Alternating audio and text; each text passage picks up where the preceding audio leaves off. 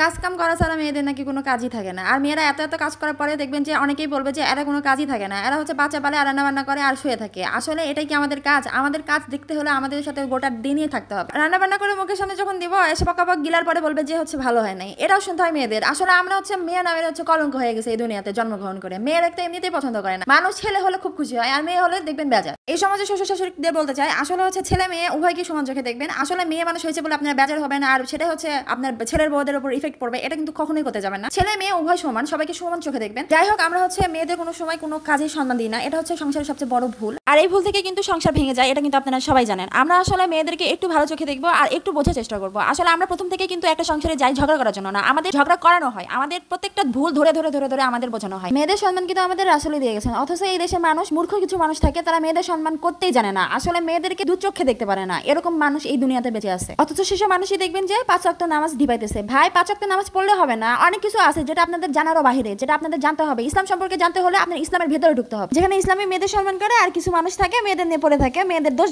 ঘটাঘটি নিয়ে পড়ে থাকে। শালা ভালো হবি কবে তোরা?